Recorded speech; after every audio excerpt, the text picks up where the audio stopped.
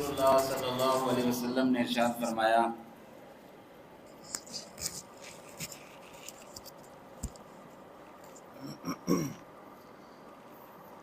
सलासुम मन कुन्न फीही वजद हलावतल ईमान। जिस बंदे के अंदर तीन बातें जमा हो गई, तीन खसलतें जमा हो गई, तीन सिफात जमा हो गई, वजद हलावतल ईमान, उस बंदे ने ईमान की मिठास को चख लिया, ईमान की लज्जत उसने महसूस कर ली। ईमान को रसूलुल्लाह सल्लल्लाहु अलैहि वसल्लम ने मीठी चीज़ के साथ तशबीह दी है। ईमान की भी एक ख़ास मिठास है। जो बंदा ईमान की मिठास को महसूस कर लेता है, चख लेता है, वो फिर कभी ईमान से महरूम नहीं हो सकता। और ईमान की लज्जत, ईमान की मिठास ये महसूस किसको होती है? चखता कौन है? जो ईमान का तालिब होता है, जिसके दिल के अंदर जुस्तजू होती है।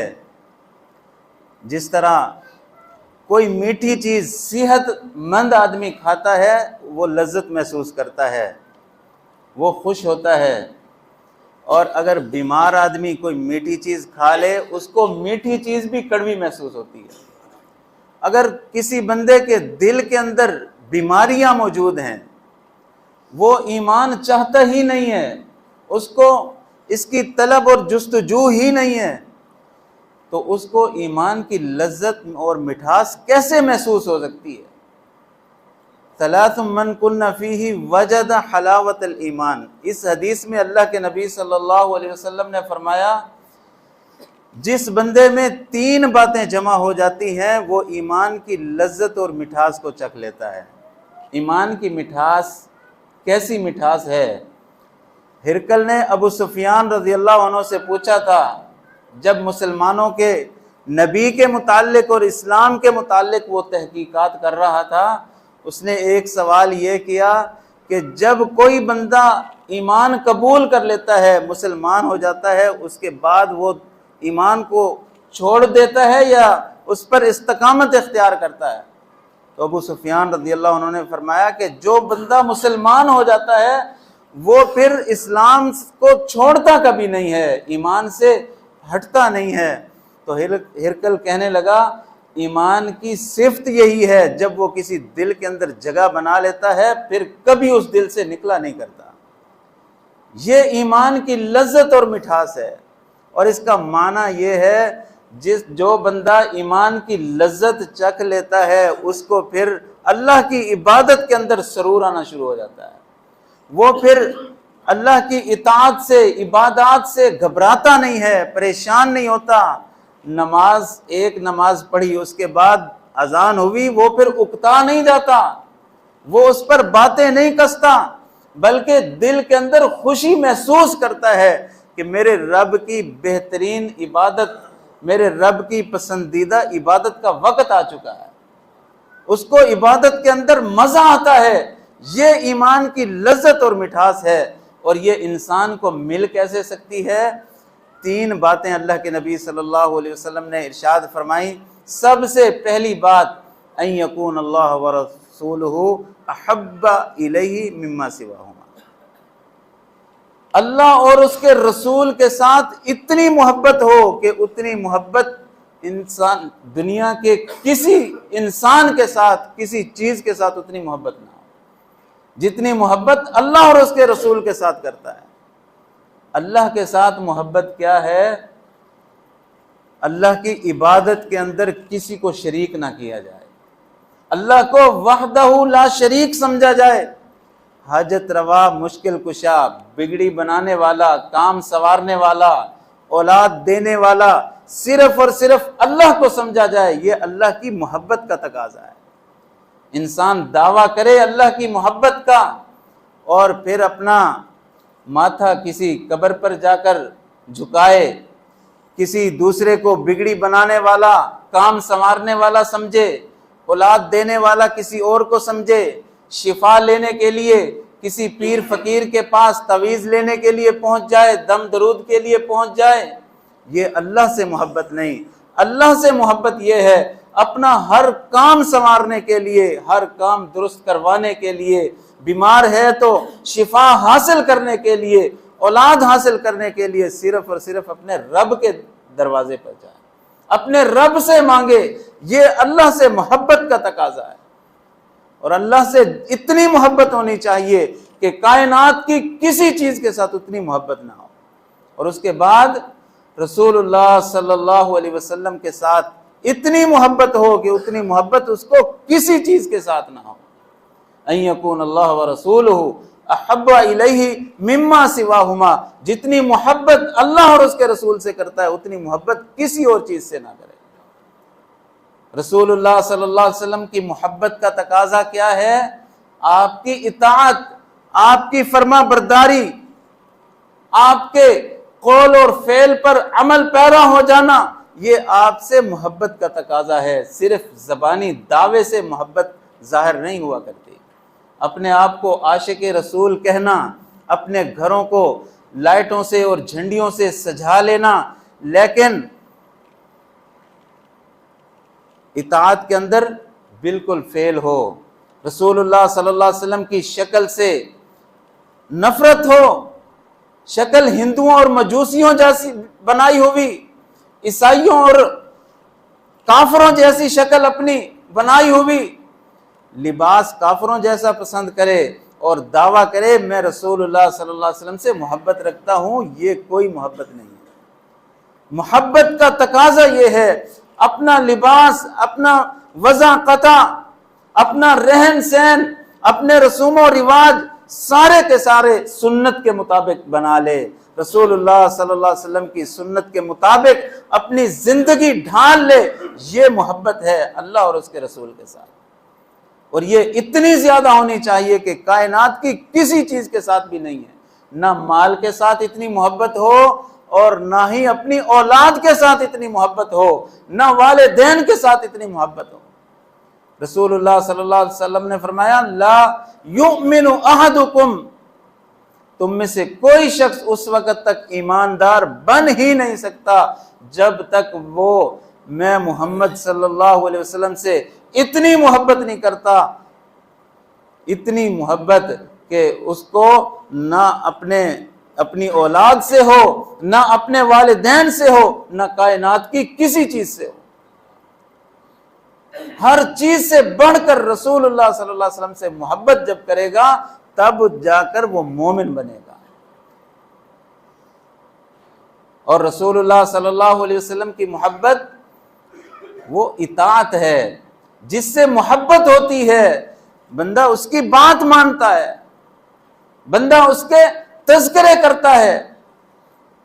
अगर किसी माँ का बेटा फौत हो जाता है वो उसके दोस्तों के पास जाती है, उसके काम करने वाले साथियों के पास जाती है, उससे पूछती है कि मेरे बेटे की कोई बात बताओ। उसको पसंद होता है कि मेरे सामने मेरे बेटे का जिक्र होता रहे, तज़किरा होता रहे। रसूलुल्लाह सल्लल्लाहु अलैहि वसल्लम की मोहब्बत का तकाजा यह है कि हम आपकी एक एक बात से मोहब्बत करें। जहां अल्लाह और उसके रसूल का जिक्र हो रहा हो, जहां इस तरह की मजलिस सजी हुई हो, जहां अहादीस मुबारका सुनाई जाती हो, दरसो दरूस का एहतमाम हो, वहां से बंदे को भागना नहीं चाहिए बल्कि मोहब्बत करते हुए वहां बैठना चाहिए। रसूलुल्लाह सल्लल्लाहु अलैहि वसल्लम की बातें शौक से, मोहब्बत से सुननी चाहिए। ये मोहब्बत का तकाजा है। और आपकी सुन्नतों पर अमल पैरा होना चाहिए।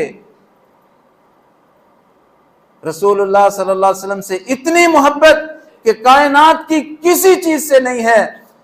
अपना कारोबार कुर्बान करना पड़े, अपना माल कुर्बान करना पड़े, अपनी औलाद कुर्बान करनी पड़े। और सहाबा इकराम रिजवानुल्लाहि अलैहिम अजमईन ने ये सारे काम करके दिखलाए। हर चीज कुर्बान करना पड़ी, कर दी, लेकिन ईमान की दौलत अपने हाथ से नहीं जाने दी। बेशुमार मिसालें मौजूद हैं। क्या क्या वाकयात पेश आए अबू उबैदा बिन जर्राह रज़ी अल्लाह अन्हु गज़वा बदर के अंदर अपने वालिद का सर तन से जुदा कर देते हैं। अपने वालिद का सर काट देना, अपने वालिद को कत्ल कर देना, सिर्फ अल्लाह और उसके रसूल की मोहब्बत में अपना ईमान बचाने की खातिर, ये कोई मामूली बात नहीं है। कहना बहुत आसान है, लेकिन सहाबा ने करके दिखाया।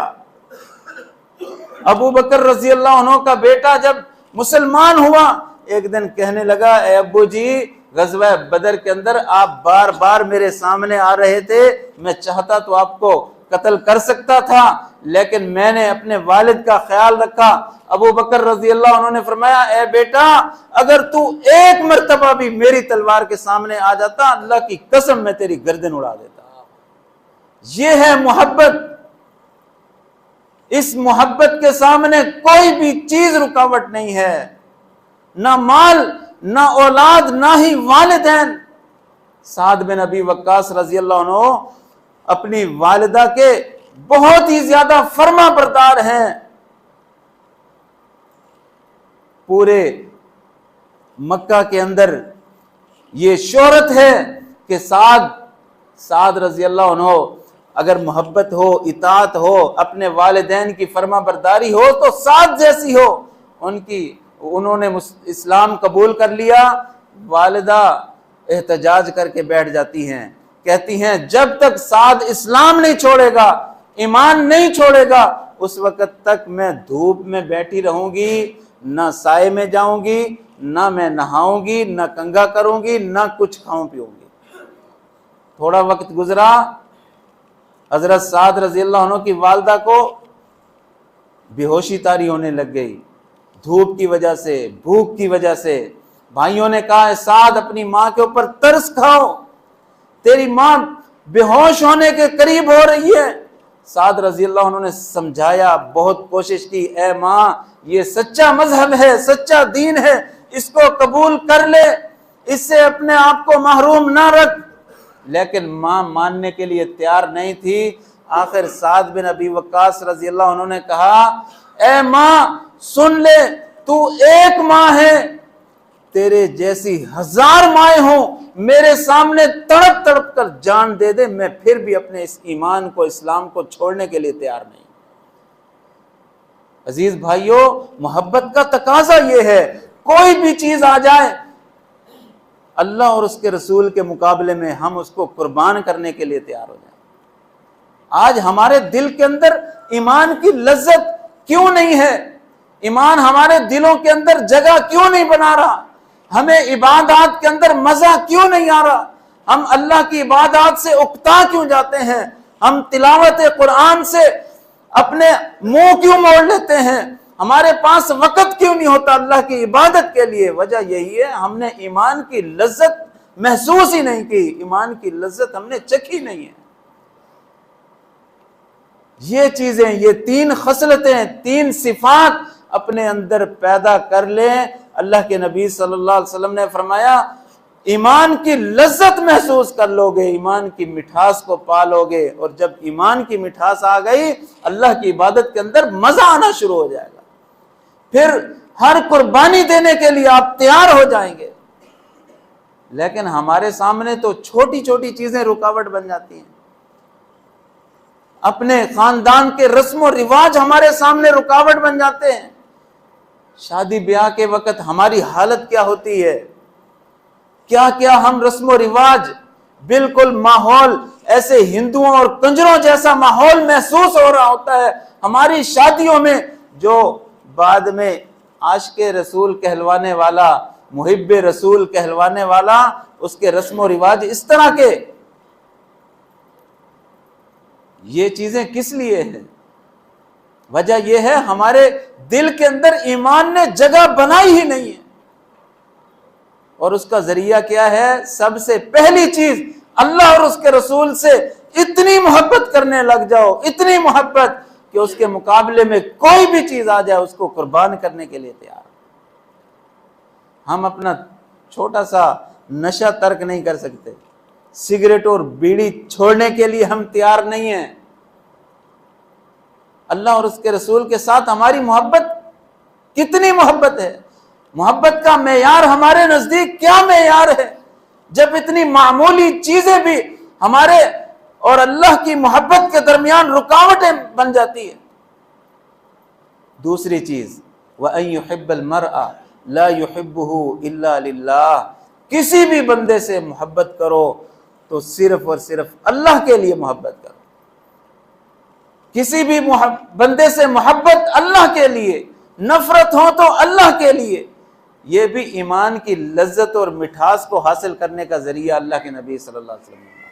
दुनियावी गर्ज लालच की वजह से बहुत लोग मोहब्बतें करते हैं, बहुत लोग मोहब्बत का दावा करते हैं, दोस्तियां निभाते हैं, लेकिन जो बंदा ईमान की वजह से दोस्त बन जाता है उसकी दोस्ती हमेशा की दोस्ती होती है। और ये ऐसी चीज है, रसूलुल्लाह सल्लल्लाहु अलैहि वसल्लम ने फरमाया, एक बंदा अपने भाई को, अपने दोस्त को मिलने के लिए दूसरे शहर की तरफ, दूसरी बस्ती की तरफ जा रहा था।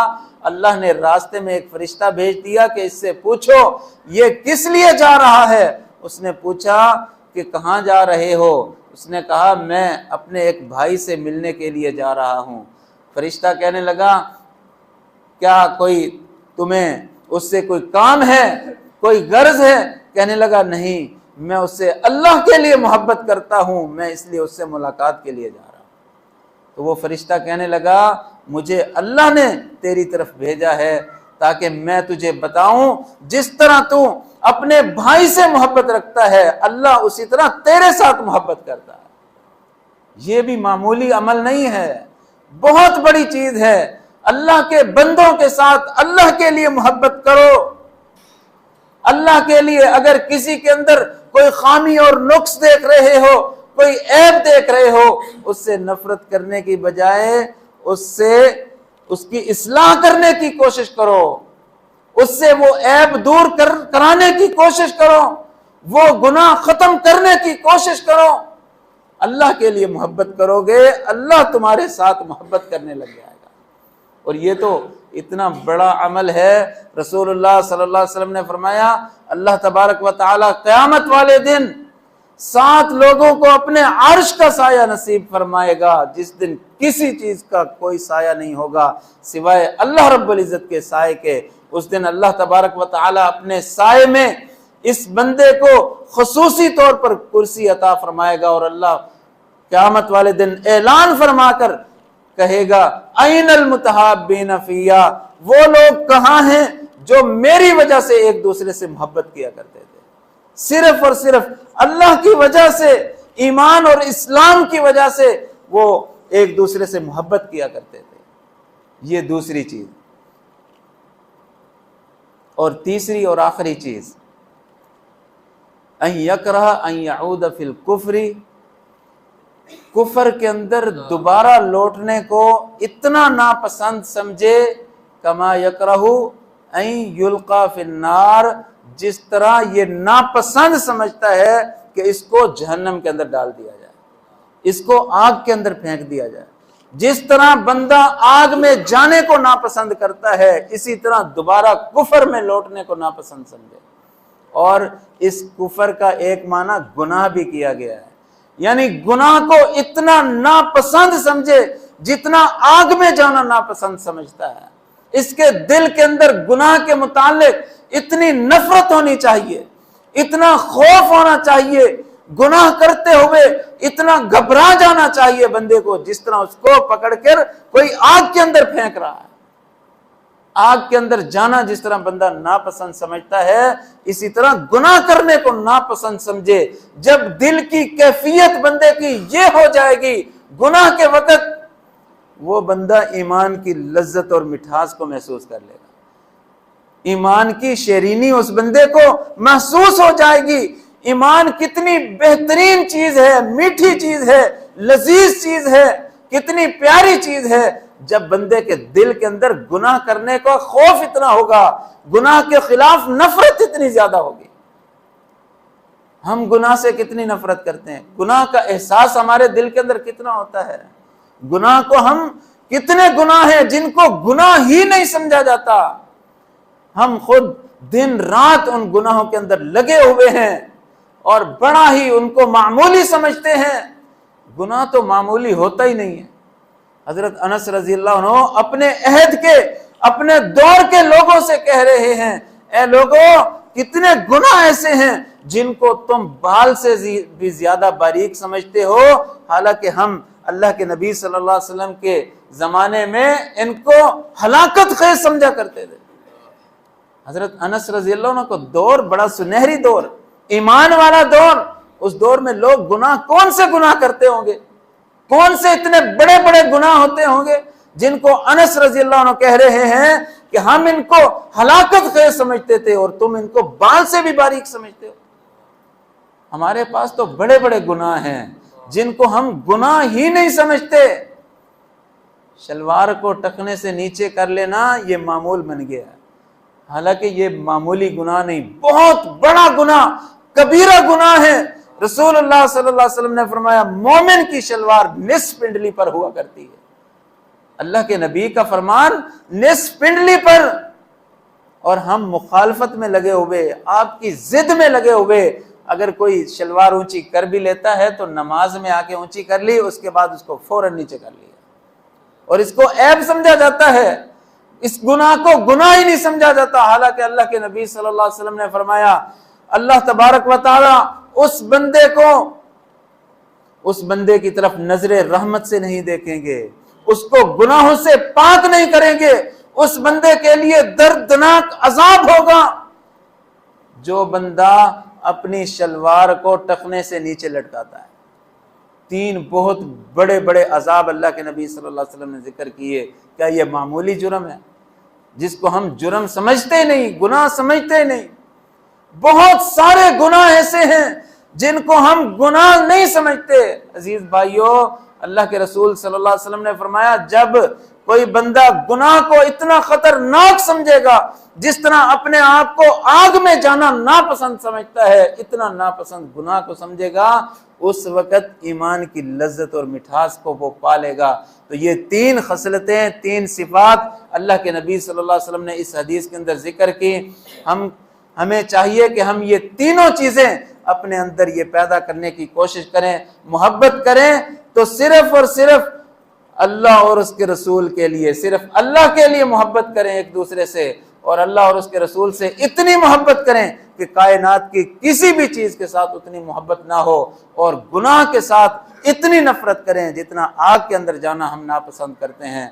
अल्लाह तबारक व तआला से दुआ है, अल्लाह रब्बुल इज़्ज़त हमें अमल करने की तौफीक अता फरमाए, और हमें ईमान की जो हकीकी लज्जत और मिठास है वो हमें महसूस करने की तौफीक अता फरमाए। वमा तौफीकी इल्ला बिल्लाहिल अलिय्यिल अज़ीम। जज़ाकल्लाहु खैर। अस्सलामु अलैकुम व रहमतुल्लाह।